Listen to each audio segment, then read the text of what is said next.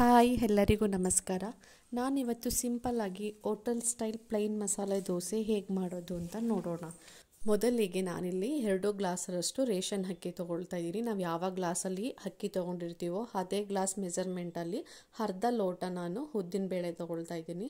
So ನೀವು ಗ್ಲಾಸಲ್ಲಾದ್ರು ತೊಗೋಬೋದು, ಕಪ್ಪಲ್ಲಾದ್ರು ತೊಗೋಬೋದು. ನೀವು ಕಪ್ಪಲ್ಲಿ ತೊಗೊಳ್ತೀವಿ ಅಂದರೆ ಅದೇ ಮೆಜರ್ಮೆಂಟಲ್ಲಿ ನೀವು ಉದ್ದಿನಬೇಳೆ ಹಾಕೋಬೇಕಾಗತ್ತೆ. 2 ಟೇಬಲ್ ಸ್ಪೂನಷ್ಟು ನಾನಿಲ್ಲಿ ಮೆಂತ್ಯ ಹಾಕ್ಕೊಳ್ತಾ ಇದ್ದೀನಿ.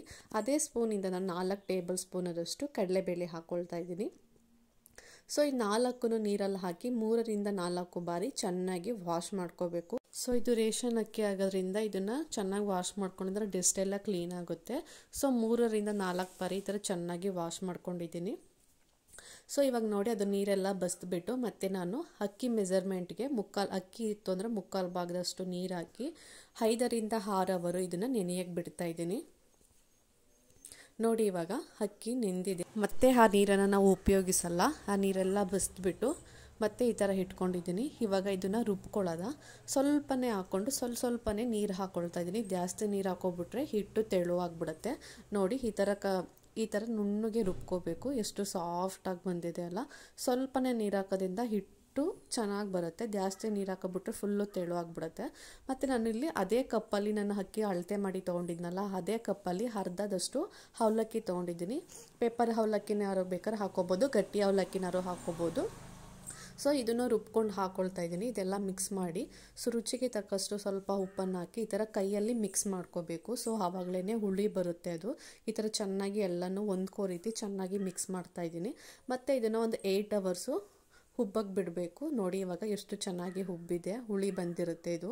ಸೊ ಇವಾಗ ಇದೇ ಥರ ಗಟ್ಟಿನೇ ಇರಬೇಕು, ನೀರು ಹಾಕೋಕೆ ಹೋಗ್ಬಾರ್ದು. ನಾವು ನೀರು ಅಂದರೆ ರುಬ್ಬಬೇಕಾದ್ರೇ ಹಾಕ್ಕೊಂಡಿರ್ತೀವಲ್ಲ ಅದೇ ನೀರು. ಜಾಸ್ತಿ ತೆಳು ಮಾಡ್ಕೊಬಿಟ್ರೆ ದೋಸೆ ಹಿಟ್ಟು ಎದೋಳಲ್ಲ. ಸೊ ಇದೇ ಥರ ಗಟ್ಟಿಯಲ್ಲಿ ಹದವಾಗಿ ಮಾಡಿಕೊಂಡ್ರೆ ದೋಸೆನ ನಾವು ಚೆನ್ನಾಗಿ ಬರುತ್ತೆ.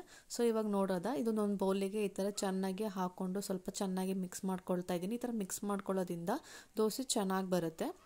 ಸೊ ಒಂದು 5 ನಿಮಿಷ ಇದೇ ರೀತಿ ಚೆನ್ನಾಗಿ ಮಾಡ್ಕೊಂಡು ಆದಮೇಲೆ ಸೊ ನಾವು ಹಂಚಿಗೆ ಹಾಕ್ತಾ ಇದ್ದೀನಿ ದೋಸೆನ. ನಾವು ಹಂಚಿಗೆ ಆದಾದ್ಮೇಲೆ ಈ ಥರ ಹಾಕಬೇಕಾದ್ರೆ ಹಿಟ್ಟನ್ನು ಯಾವಾಗ್ಲೂ ಲೋ ಮೀಡಿಯಮಲ್ಲಿ ಇಟ್ಕೊಂಡು ದೋಸೆನ ಹಾಕಬೇಕು.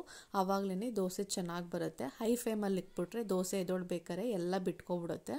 ಸೊ ಯಾವಾಗಲೂ ಲೋ ಫ್ಲೇಮಲ್ಲಿ ಇವಾಗ ಇಟ್ಕೊಂಡು ಹಾಕ್ತಾ ಇದ್ದೀನಿ. ನೋಡಿ ಎಷ್ಟು ಚೆನ್ನಾಗಿ ಬರ್ತಾ ಇದೆ. ನಾನು ಇದಕ್ಕೆ ಸ್ವಲ್ಪ ತುಪ್ಪನ ಬಿಸಿ ಮಾಡಿಕೊಂಡು ಎಣ್ಣೆ ಮತ್ತು ತುಪ್ಪ ಎರಡನ್ನೂ ಮಿಕ್ಸ್ ಮಾಡಿ ಹಾಕ್ಕೊಳ್ತಾ ಇದ್ದೀನಿ.